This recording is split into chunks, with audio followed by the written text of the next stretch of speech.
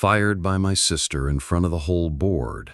But the secret I exposed changed everything. 1 hour before the board meeting, she texted to confirm lunch, neutral ground, as if our history could be paused over a Caesar salad and shared silence. At 2:07 p.m., she stood at the head of the table and read my termination clause aloud, like it was scripture.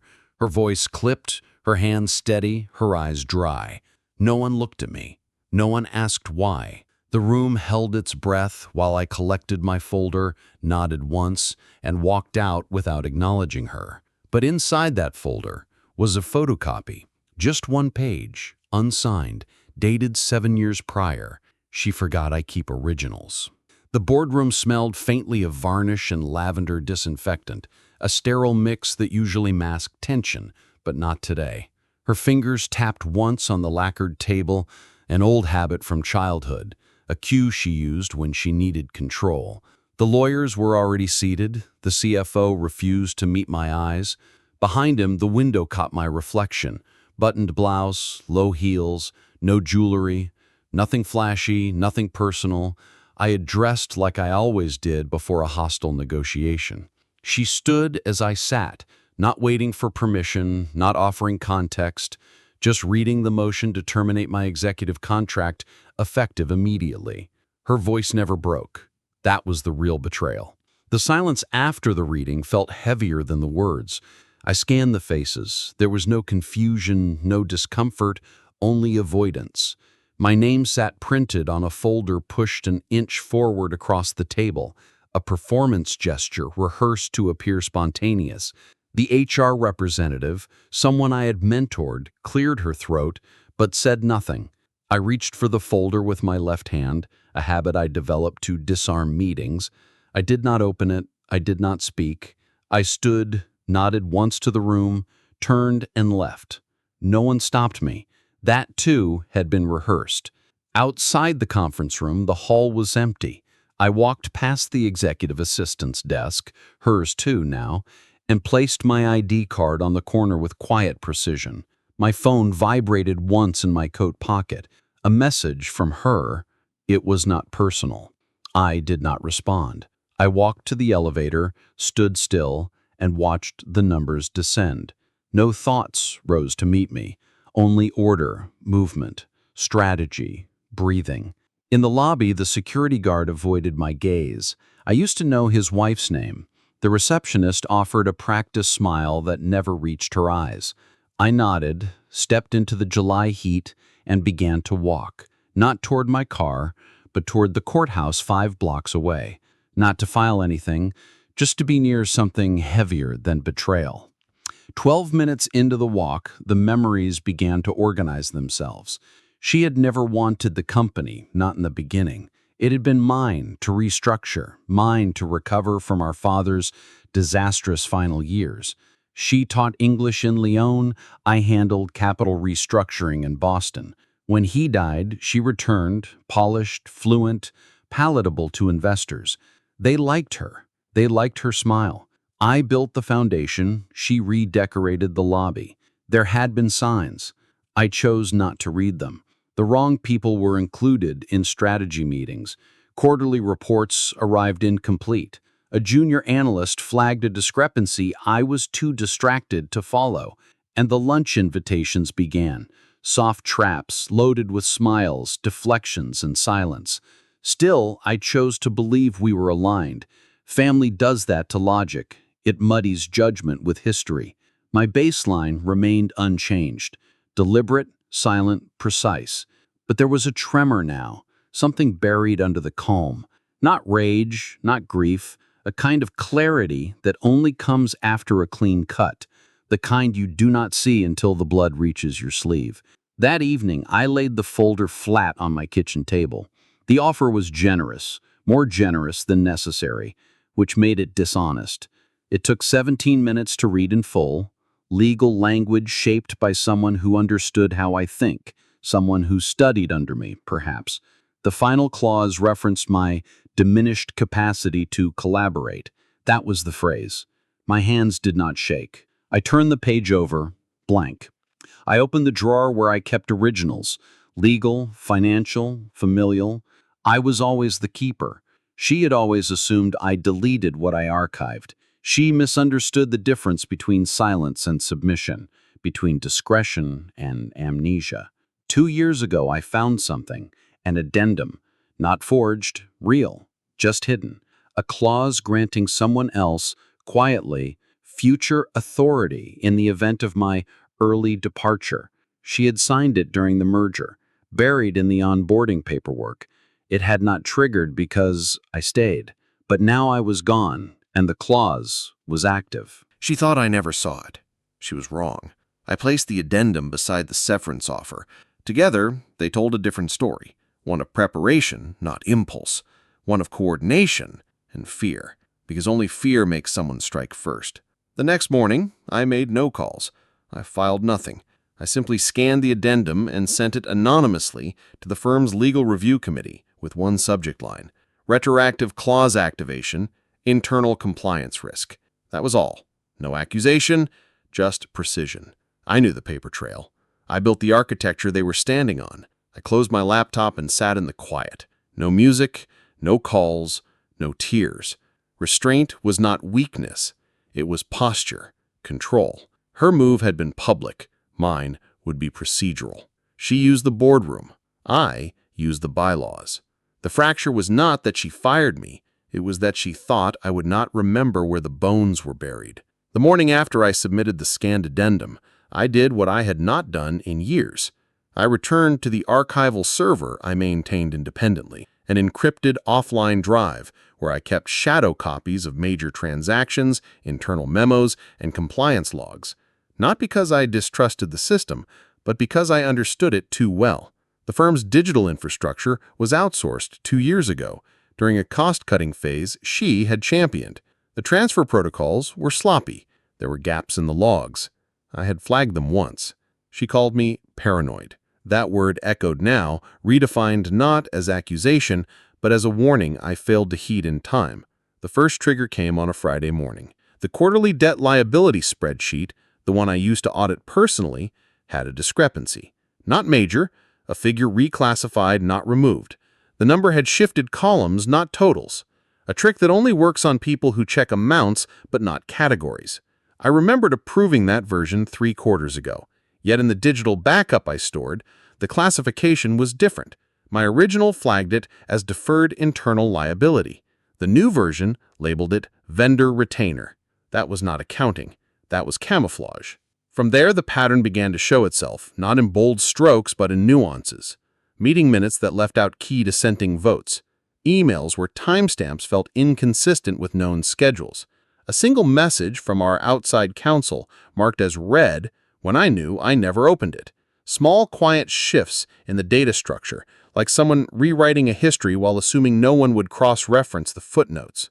I did not confront her. I did not message anyone. Instead, I began to reconstruct the firm's last 18 months of internal positioning. I had taught myself to read balance sheets like confessionals, where people speak in margins, not sentences. I saw how she built her shadow network, new consultants brought in under temporary contracts, each positioned to report laterally, never directly. HR functions realigned under legal, not operations. A subtle pivot. Legal could shield documents under privilege, HR could not. That was not ignorance. That was architectural design. In the 5th folder I opened, I found a subcontract agreement tied to a foreign vendor. The amount was modest, $72,000, spread across 6 months. But the recipient company did not exist. Not really. Its incorporation records trace back to an address in Lyon, her apartment, 5 years ago. A detail so quietly damning, I had to pause, not because I was shocked, but because of how small the lie was, how casual, as if she expected no one to verify, as if success had made her sloppy. I took no screenshots, I printed nothing. Instead, I transcribed every number by hand, notes in block lettering, no names, just codes and dates. If anyone intercepted my files, they would see only unrelated fragments. But I knew the order. I always knew the order. 1 week into the review, I requested a meeting with an old colleague at the Federal Compliance Bureau. Casual, off the record. We met at a public library. Neutral, bland, unmemorable. I brought only a page with 4 vendor codes and a question. If a company reroutes internal liabilities through external vendors registered to personal contacts, at what point does it trigger fiduciary breach? He said nothing for 6 seconds. Then he asked, "How close are you to this?" I said, "Closer than I was before she fired me." Still, I was not chasing prosecution. This was not revenge, it was containment, surgical correction, the kind that leaves just enough of the structure intact to expose its weakness without causing collapse. I understood the ecosystem. If I destroyed it, the fallout would damage more than her. Reputations, pensions, staff who did not know, clients who trusted us. I was not there to burn anything down. I was there to remove the rot, precisely, without setting off alarms. Each night, I logged what I called control points, moments where she took power quietly, a change in bylaws wording, an NDA issued internally under the guise of a wellness initiative, a redundancy package signed not by HR, but by outsourced counsel. The pattern was clear: decentralize power, fragment accountability, and isolate dissent. The personal betrayal paled against the systemic one. It was no longer just about her. It was about what she built while pretending to steward what I had salvaged. I remembered our father's final months, unwell, scattered, and clinging to legacy over logic. He left the company in both our names, but he only left instructions with me. She took that as favoritism. I took it as burden. She wanted power. I carried weight. Midway through the 3rd week, I found the audit trail that tied everything together. A whistleblower report submitted 2 months before my termination, anonymously, routed through our French office, flagging misuse of funds, vendor overlaps, and internal suppression of complaint processes. The report was never escalated. The intake system logged it, but a manual override reclassified it as duplicate. The override was logged under a system administrator ID I had retired last year. She had reactivated it. She left no fingerprint, but the metadata said everything. She thought deleting names deleted truth. I packaged the findings in a format only one person would recognize: our firm's former general counsel, retired, quiet, living in Maine. She had trained me in internal risk protocols. I sent her a physical envelope, no return address, with a simple message on top. "I learned from you."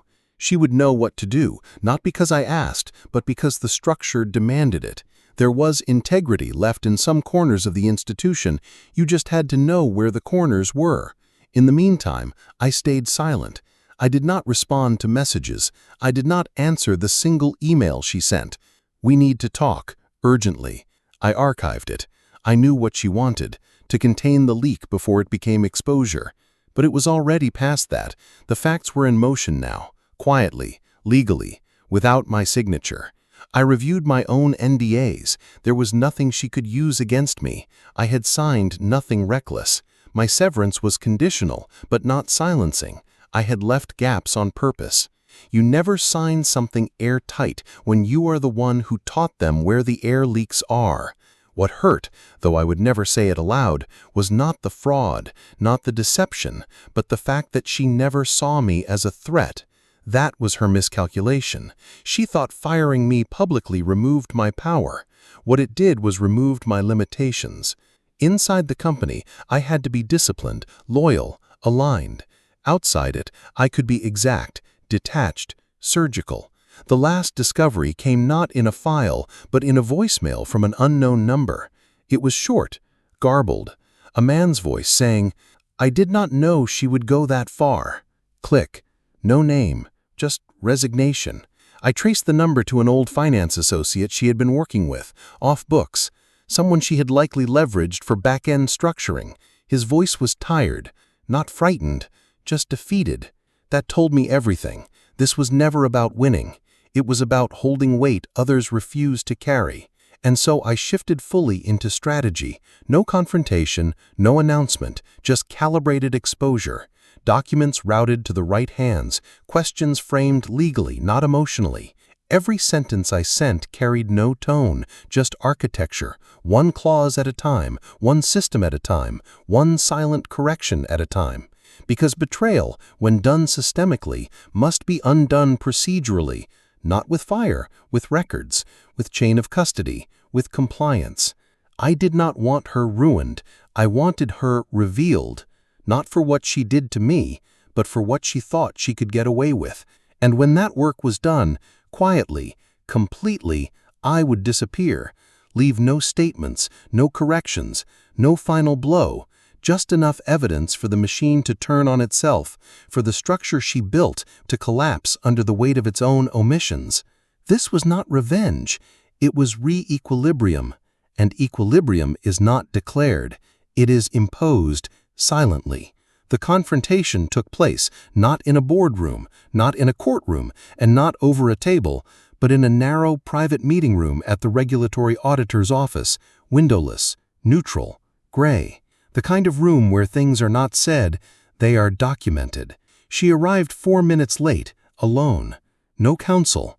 That told me everything. She believed this was still salvageable. That the right tone, the right phrasing, the right combination of apology and denial might undo the inevitable.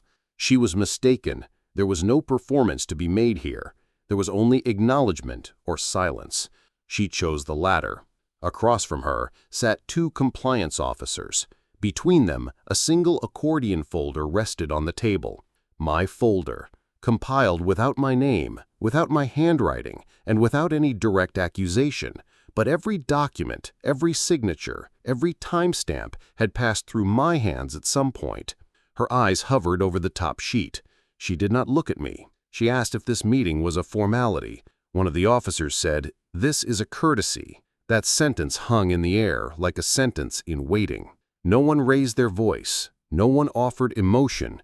This was not an inquest. It was an unveiling. The folder remained closed. They did not need to open it. She had already seen what mattered: the scanned addendum, the vendor documents, the reactivated admin credentials. It was not about proof anymore. It was about inevitability. She asked who submitted the materials. They told her it came through an anonymous legal career, properly routed. She asked if she was being accused. They said nothing yet warranted formal charges. That word "yet" broke something in her expression, not visibly, but structurally. She shifted in her chair, folded her hands. For a moment she resembled the woman she used to be, precise, poised, confident in her ability to recast any story. But narrative control was not currency in this room. Paperwork was. I said nothing. I had no part in the dialogue. My presence was ceremonial. The evidence had already spoken. I watched her, not with satisfaction, but with a kind of distant study. She had always relied on misdirection, on charm, on the illusion of order. But in the absence of power, illusion collapses into posture, and posture, when unsupported, reveals panic. The meeting ended without a signature, without a statement, without a clear consequence. That would come later, through letters, audits, quiet interviews with people who thought they were untouchable. The fallout would not be televised. It would be filed, cataloged, processed. This was not a collapse. It was a slow administrative erosion, one line item at a time. When she finally looked at me, it was not with hatred. It was with calculation. She was searching for how much I had done, how much I had held back. She knew I had not emptied the vault. I had only exposed the part that was sufficient. And that restraint unnerved her more than any outburst could have, because she understood now. I was not interested in revenge. I was interested in balance, and balance requires no theater. 3 days later, I received a letter, unmarked, hand-delivered, no return address. Her handwriting on the envelope. Inside, one photograph, dated 12 years prior. We were at the original site of the firm's relaunch, standing in front of the scaffolding, both of us wearing hard hats and smiling like we believed something unbreakable had been built. On the back, she had written one sentence: "I never thought you'd keep everything." There was no apology, no plea, just acknowledgement, the kind that arrives too late, but not too far behind to be meaningless. I did not respond. There was nothing to return. The photo was not sentiment. It was evidence of something else, what we almost were, what we ruined, not with malice but with design. She built a structure to contain power. I built one to withstand collapse. Hers cracked under exposure. Mine stood because it never needed to be seen. The firm issued a brief internal notice.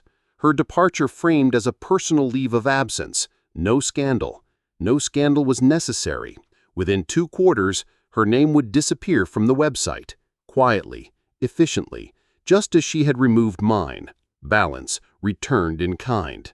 I did not seek re-entry. The board offered a consultancy. I declined. I was not interested in going back. The place I had built no longer needed me. Its failure to protect itself had been addressed, not through flame, but through form. 1 month later, I walked past the firm's headquarters. From the sidewalk, nothing had changed. The same logo, the same lobby, but the light was different, slightly colder. I stood for a moment, then kept walking. Not out of nostalgia, just confirmation. The building still stood, but the shadow it cast was different now, shorter, more accurate. In my home office, I kept a small box. Inside, the severance folder she handed me, the photocopied addendum, and the photograph she mailed. I placed one more item inside before closing it. The original vendor spreadsheet with her annotation in the margin. No one will trace this. She had written it in pencil. I had kept the page untouched, not out of sentiment, out of structure, because sometimes the most damning evidence is the one someone thought was erasable. I did not destroy the box. I did not hide it. I simply placed it on the shelf beneath the one that held my father's handwritten ledgers. The contrast was unmissable. One shelf held legacy, the other, accountability. And between them, silence. Not absence, intention. The final symbol was not the folder, not the letter, not even the photograph. It was the key I removed from my key ring and left in a drawer. The office key. It no longer opened anything, but I kept it not because I wanted to remember, but because I wanted to remember the cost of forgetting.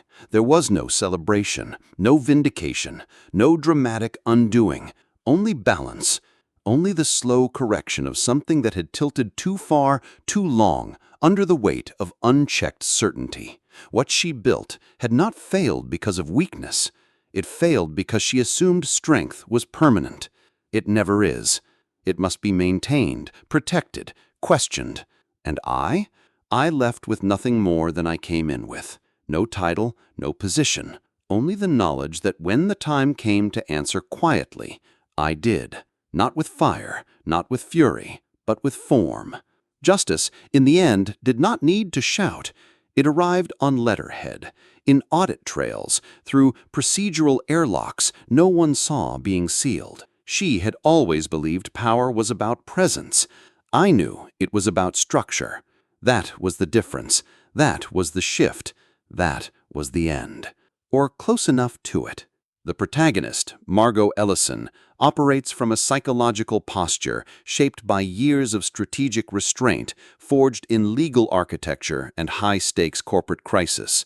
Her decisions are not reactions.